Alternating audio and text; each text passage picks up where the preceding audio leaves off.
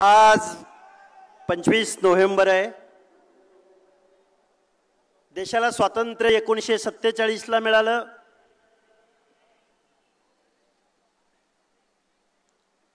सव्वीस नोव्हेंबर 1950 ला देशाला संविधान मिळालं.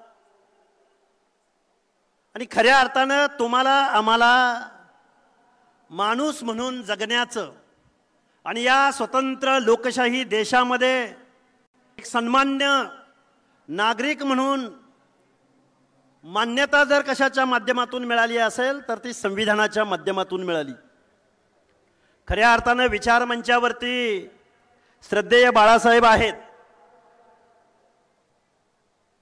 विचार मंचावरती सन्मान्य मंडळी बसलेली आहेत. मी एक ओबीसी विजयंती एसबीसी चळवळीचा कार्यकर्ता आहे आणि संविधानाचा हा अमृत महोत्सव तुम्ही आम्ही साजरा करतोय. 26 नोव्हेंबरच्या पूर्वसंध्येला आज मुंबईमध्ये हा जो कार्यक्रम होतोय, खऱ्या अर्थानं या विचार मंचावरती जेवढे जेवढे म्हणून या भारतवर्षामध्ये या महाराष्ट्रामध्ये फेसलेस आयडेंटिटी असलेले समूह आहेत, त्या समूहांचा आवाज असणारी ही मंडळी विचार मंचावरती उपस्थित आहेत. मी संविधानाप्रती ऋण व्यक्त करायला तर आलोयच, पण श्रद्धेय बाळासाहेब आंबेडकरांनी ओबीसींच्या बाजूनं गेल्या वर्षभरामध्ये ठाम अशी भूमिका घेतली. ओबीसींचा आवाज बनण्याचा प्रयत्न केला. त्या श्रद्धेय बाळासाहेब आंबेडकरांच्या लढाऊ वृत्तीला सलाम करण्यासाठी मी इथं आलोय. आता किती बोलावं, काय बोलावं, सभेच्या संकेताप्रमाणे मी अगदी थोडक्यात माझं मनोगत व्यक्त करेन. या भारतामध्ये देशाचा अमृत काळ साजरा केला जातोय. माझ्या अगोदरच्या एका वक्त्याने सांगितलं, इथं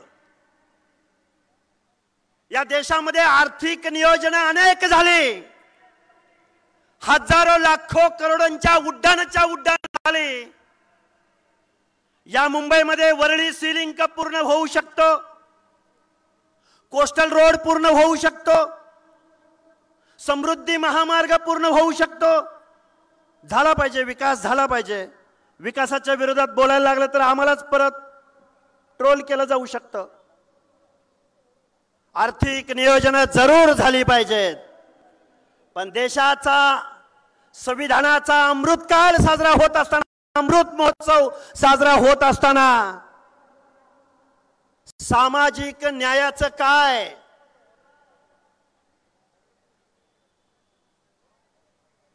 हजारो लाखो करोडो रुपयांची उड्डाणं होत असताना आजही आम्हाला सोशल जस्टिस मिळालेलं नाही.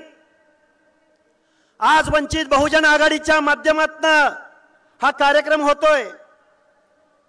खऱ्या अर्थानं हा महाराष्ट्र, भारत देश वतनदारांच्या, जागीरदारांच्या, कारखानदारांच्या ताब्यामध्ये गेलेला आहे.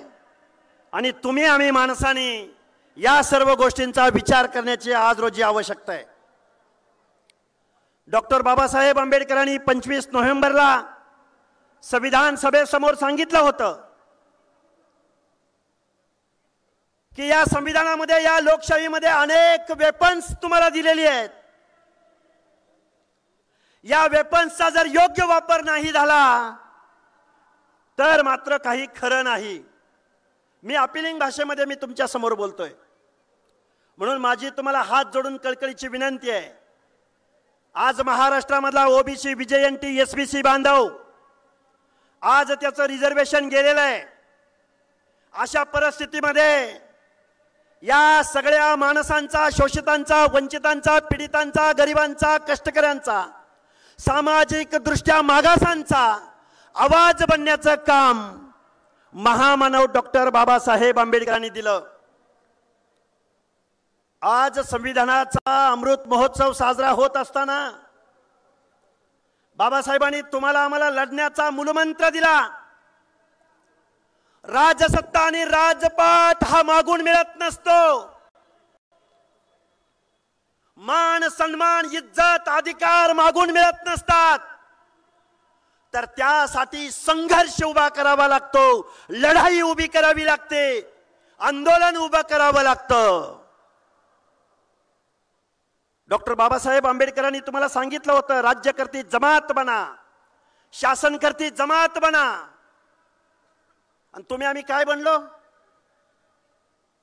डॉक्टर बाबासाहेब आंबेडकरांनी तुम्हाला मला शिका, संघटित व्हा, संघर्ष करा, राज्यकर्ती जमात व्हा असंच बोलले का डॉक्टर बाबासाहेब आंबेडकर तुम्हाला शासनकर्ती जमात व्हा म्हणून? नाही.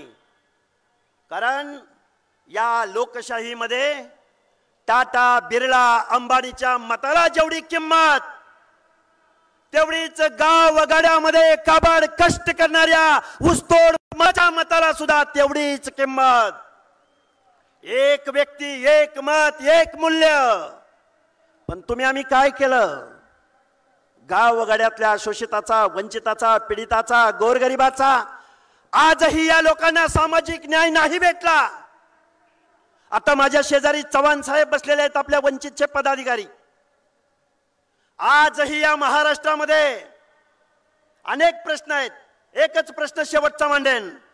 भटक्या विमुक्त जाती जमातीमधली, विजयंती अ ब प्रवर्गामधली माणसं, आजही देशाचा अमृत महोत्सव साजरा झाला, संविधानाचा अमृत महोत्सव साजरा होईल, पण गाव वगड्यातला भटक्या विमुक्त जाती जमाती मधल्या लोकांचं आजही पाल गेलं नाही. पाल आजही मुंबई पुणे शहरामध्ये जमिनीशी समांतर पाल करून इथली ट्रायबल लोक, इथली भटक्या विमुक्त जाती जमाती आजही जीवन जगतात.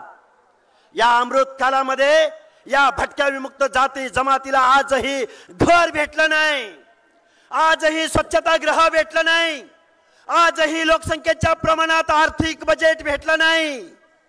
एका बाजूला संविधानाचं गाणं निश्चित गावं लागल, एका बाजूला संविधानाचा अमृतकाल निश्चित साजरा करावा लागेल, पण दुसऱ्या बाजूला मात्र तुम्हाला आम्हाला शासनकर्ती जमात बनावं लागेल, तर आणि तरच तुमच्या आमच्यामध्ये परिवर्तन घडू शकतं. महाराष्ट्रामधल्या ओबीसी बांधवांना नवनाथ आबा तुम्ही आम्ही समजावून सांगतोय, गेली वर्ष 2 वर्ष आम्ही आंदोलन उभं करतोय. निवडणुका आल्या, आधे इधर जाओ आधे उधर जाओ. माझी तुम्हाला हात जोडून कळकळीची विनंती आहे, संविधानाचा हा अमृतकाल साजरा होत असताना तुम्ही आम्ही सगळ्या लोकांनी, संविधानवादी लोकांनी, मानवतावादी लोकांनी, बंधुतावादी लोकांनी, काबाड कष्ट करणाऱ्या लोकांनी, सामाजिक न्यायाच्या प्रतीक्षेमध्ये उभ्या असलेल्या लोकांनी राज्यकर्ती जमात बनायला शिकलं पाहिजे, तर आणि तरच तुमचं आमचं परिवर्तन शक्य आहे. अदरवाईज दुसऱ्याच्या हातून जर तुम्ही काही मागायला गेला, अरे भीक मागितली तर भीक मिळते. हक्क आणि अधिकाराची लढाई उभी केली तर हक्क आणि अधिकार मिळतात. हा मूलमंत्र लक्षात ठेवा. सभेचा संकेत पाळून खूप काही बोलता येण्यासारखं आहे, खूप काही बोलू शकतो, पण बांधवांनो निश्चित परत आपण बोलू. सभेच्या संकेताला अनुसरून मी माझं मनोगत थांबवतो. धन्यवाद. जय हिंद, जय भीम, जय ज्योती, जय मल्हार, जय भारत. आणि जाता जाता एक घोषणा देतो.